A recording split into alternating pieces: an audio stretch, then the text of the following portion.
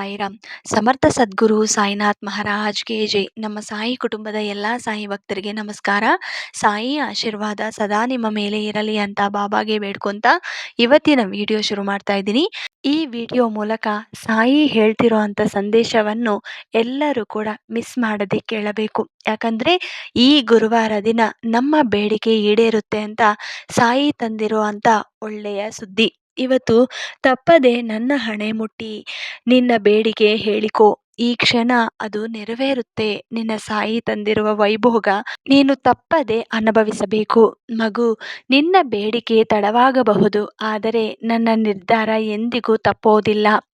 ಇಂದು ನಿನ್ನ ಮನಸ್ಸಿನಲ್ಲಿ ಒಂದು ಪ್ರಶ್ನೆ ಇದೆ, ಬಾಬಾ ನಾನು ಇಷ್ಟೊಂದು ದಿನಗಳಿಂದ ಪ್ರಾರ್ಥನೆ ಮಾಡುತ್ತಿದ್ದೇನೆ, ಆದರೂ ನನ್ನ ಜೀವನದಲ್ಲಿ ಏಕೆ ಬದಲಾವಣೆ ಕಾಣಿಸುತ್ತಿಲ್ಲ ಅಂತ ನೀನು ಕೇಳಬಹುದು. ನಿನ್ನ ಈ ಪ್ರಶ್ನೆಯನ್ನು ನಾನು ಬಹಳ ದಿನಗಳಿಂದ ಕೇಳುತ್ತಾನೇ ಇದ್ದೀನಿ, ಆದರೆ ಇಂದು ಅದಕ್ಕೆ ಉತ್ತರ ಹೇಳುವ ಸಮಯ ಬಂದಿದೆ.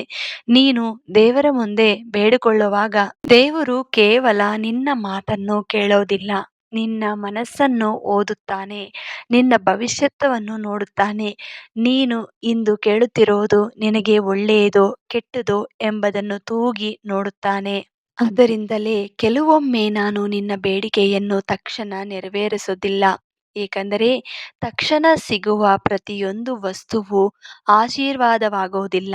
ಕೆಲವೊಮ್ಮೆ ತಡವಾಗುವುದು ದೊಡ್ಡ ರಕ್ಷಣೆಯಾಗಿರುತ್ತದೆ. ಒಂದು ಮಗು ತಾಯಿಯನ್ನು ಈ ರೀತಿ ಕೇಳುತ್ತಾಳೆ, ಅಮ್ಮ ನನಗೆ ಚಾಕು ಕೊಡಿ ಅಂತ. ಆಗ ಆ ತಾಯಿ ತಕ್ಷಣ ಕೊಡುತ್ತಾಳ ಅಂದ್ರೆ ಇಲ್ಲ. ಮಗು ಅಳುತ್ತದೆ, ಕೋಪ ಮಾಡಿಕೊಳ್ಳುತ್ತದೆ. ಆದರೆ ತಾಯಿಗೆ ಗೊತ್ತು ಇದನ್ನು ಕೊಟ್ರೆ ಮಗುವಿಗೆ ಅಪಾಯ ಅಂತ.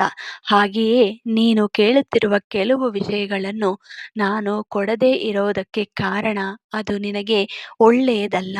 ನಿನ್ನ ಜೀವನದಲ್ಲಿ ನಾನು ಬಾಗಿಲು ಮುಚ್ಚಿದರೆ ಅದರ ಹಿಂದೆ ಮತ್ತೊಂದು ದೊಡ್ಡ ಬಾಗಿಲನ್ನು ತೆಗೆಯುವ ಸಿದ್ಧತೆಯಲ್ಲಿ ಇರುತ್ತೇನೆ. ಆದರೆ ನೀನು ಮುಚ್ಚಿದ ಬಾಗಿಲನ್ನೇ ನೋಡುತ್ತಾ ಅಳುತ್ತೀಯ, ತೆರೆಯಲಿರುವ ಬಾಗಿಲನ್ನು ನೋಡಲು ಮರೆತು ಬಿಡ್ತೀಯ. ಆದ್ದರಿಂದ ನಿರಾಶೆಯಾಗಬೇಡ. ಇಂದು ನಿನ್ನ ಬಳಿ ಹಣ ಇಲ್ಲದಿರಬಹುದು, ಆದರೆ ನಾಳೆ ಅದನ್ನು ನಿಭಾಯಿಸುವ ಜ್ಞಾನ ಬರಬಹುದು. ಇಂದು ನಿನಗೆ ಕೆಲಸ ಸಿಗದೇ ಇರಬಹುದು, ಆದರೆ ನಾಳೆ ನಿನ್ನನ್ನು ಗೌರವಿಸುವ ಸ್ಥಾನ ಸಿಗಬಹುದು. ಇಂದು ನಿನ್ನನ್ನು ಬಿಟ್ಟು ಹೋದವರು ನಾಳೆ ನಿನ್ನ ಯಶಸ್ಸನ್ನು ನೋಡಿ ಆಶ್ಚರ್ಯ ಪಡೋರು. ಅದರಿಂದ ಕಾಲವನ್ನು ದೂಷಿಸಬೇಡ, ದೇವರ ನಿರ್ಧಾರವನ್ನು ಅನುಮಾನಿಸಬೇಡ. ನನ್ನ ಕೆಲಸ ನಿನಗೆ ಬೇಕಾದದನ್ನು ಕೊಡುವುದಲ್ಲ, ನಿನಗೆ ಒಳ್ಳೆಯದನ್ನು ಕೊಡುವುದು. ಇದನ್ನೇ ಅರ್ಥ ಮಾಡಿಕೊಂಡು ದಿನ ನಿನ್ನ ಜೀವನದಲ್ಲಿ ಶಾಂತಿ ಆರಂಭವಾಗುತ್ತದೆ. ಇನ್ನೊಂದು ವಿಷಯ ಕೇಳಿ, ನೀನು ಪ್ರತಿದಿನ ಪ್ರಾರ್ಥನೆ ಮಾಡುತ್ತೀಯ, ಆದರೆ ಪ್ರಾರ್ಥನೆಯ ನಂತರ ಭಯಪಡುತ್ತೀಯ. ಇದು ಸರಿಯಿಲ್ಲ. ಪ್ರಾರ್ಥನೆ ಎಂದರೆ ಭಾರವನ್ನು ದೇವರಿಗೆ ಒಪ್ಪಿಸುವುದು, ಭಯ ಎಂದರೆ ಮತ್ತೆ ಅದೇ ಭಾರವನ್ನು ನೀನೇ ಹೊತ್ತುಕೊಳ್ಳುವುದು. ನನ್ನ ಮೇಲೆ ನಂಬಿಕೆ ಇಟ್ಟಿದ್ರೆ ಚಿಂತೆಯನ್ನು ಬಿಡು, ನಾನು ನಿನ್ನ ಜೊತೆ ಇದ್ದೇನೆ.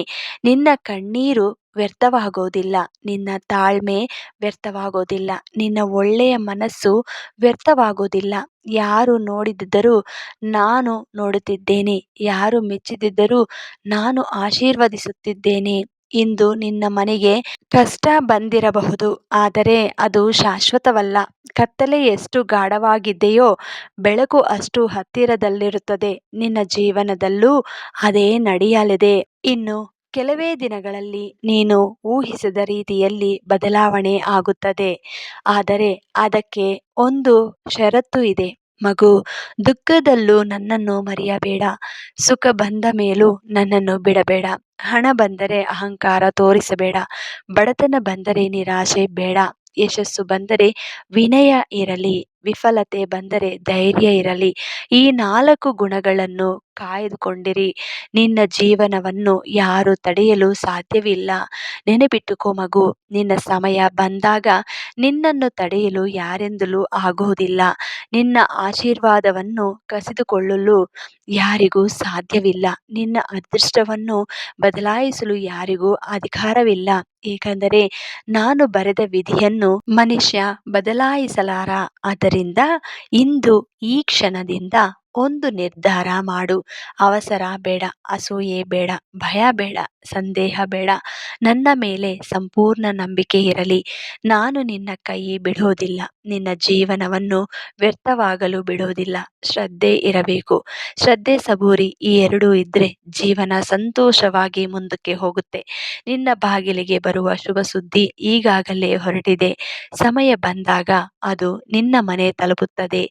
ಈ ಸಂದೇಶ ನಿನ್ನ ಜೀವನದಲ್ಲಿ ಒಂದು ಹೊಸ ಬೆಳಕು ಕೊಡುತ್ತದೆ ಮಗು. ಈ ಜೀವನದಲ್ಲಿ ಏನ್ ತಪ್ಪುಗಳು ನೀನು ಇದುವರೆಗೂ ಮಾಡಿದೆಯೋ ಅದೆಲ್ಲ ಕೂಡ ನಿನ್ನ ಸಾಯಿ ಮುಂದೆ ಹೇಳ್ಕೊಂಡಿದೀಯ. ಈ ಗುರುವಾರ ದಿನ ನಿನಗೋಸ್ಕರ ನಾನು ಒಳ್ಳೆ ಬಹುಮಾನ ತಂದಿದ್ದೀನಿ. ಇವತ್ತು ನನ್ನ ಮೇಲೆ ನಂಬಿಕೆ ಇಟ್ಟು ಈ ಹಣ ಮುಟ್ಟಿದ್ದೀಯ. ನಿನ್ನ ಬೇಡಿಕೆ ಈಡೇರಬೇಕು ಅಂತ ನಾನು ನಿನಗೆ ಆಶೀರ್ವಾದ ಕೊಡ್ತಾ ಇದ್ದೀನಿ. ತಕ್ಷಣ ಅತಿ ಶೀಘ್ರದಲ್ಲಿ ನೀನು ಅನ್ಕೊಂಡಿರೋದು ನೆರವೇರುತ್ತದೆ. ನಿನ್ನ ಸಾಯಿ ಇವತ್ತು ನಿನಗೆ ತಂದಿರುವಂತ ವೈಭೋಗ ನಿನ್ನ ಜೀವನದಲ್ಲಿ ಅತಿ ಹೆಚ್ಚಾಗಿ ಸಂಪಾದನೆ ಮಾಡುತ್ತೆ. ಮಗು, ನೀನು ಆರ್ಥಿಕವಾಗಿ ಏನ್ ತೊಂದರೆ ಇದೆಯೋ ಆ ಆರ್ಥಿಕ ಸಮಸ್ಯೆಗಳು ಕೂಡ ನಿನ್ನಿಂದ ದೂರ ಆಗುತ್ತದೆ. ನೀನು ಯಾವ ವಿಷಯದಲ್ಲೂ ಕೂಡ ಹೆದರ್ಕೋಬೇಡಿ. ಈ ಸಾಯಿ ನಿನ್ನ ಜೊತೆ ಸದಾ ಇರ್ತಾರೆ. ಇದು ಮಾತ್ರ ನೆನಪಿರಲಿ ಅಂತ ಸಾಯಿ ನಮಗೆ ಒಳ್ಳೆಯ ಸಂದೇಶವನ್ನು ಹೇಳಿದ್ದಾರೆ. ಈ ಸಂದೇಶವನ್ನು ನಿಮಗೆ ಇಷ್ಟ ಆಯಿತು ಅಂದರೆ ನಿಮ್ಮ ಫ್ರೆಂಡ್ಸ್ ಆ್ಯಂಡ್ ಫ್ಯಾಮಿಲೀಸ್ಗೆ ಶೇರ್ ಮಾಡಿ, ಲೈಕ್ ಮಾಡಿ. ಹೊಸದಾಗಿ ಯಾರಾದರೂ ನಮ್ಮ ಚಾನಲ್ನ ನೋಡ್ತಾ ಇದ್ದರೆ ದಯವಿಟ್ಟು ಸಬ್ಸ್ಕ್ರೈಬ್ ಮಾಡಿಕೊಂಡು ಸಪೋರ್ಟ್ ಮಾಡಿ. ಮತ್ತೆ ಇನ್ನೊಂದು ವಿಡಿಯೋದಲ್ಲಿ ಭೇಟಿಯಾಗ್ತೀನಿ. ಅಲ್ಲಿವರೆಗೂ ನಮಸ್ಕಾರ. ಸರ್ವೇ ಜನ ಸುಖಿನೋ ಭವಂತು. ಸರ್ವಂ ಶ್ರೀ ಸಾಯಿನಾಥಾರ್ಪಣಮಸ್ತು.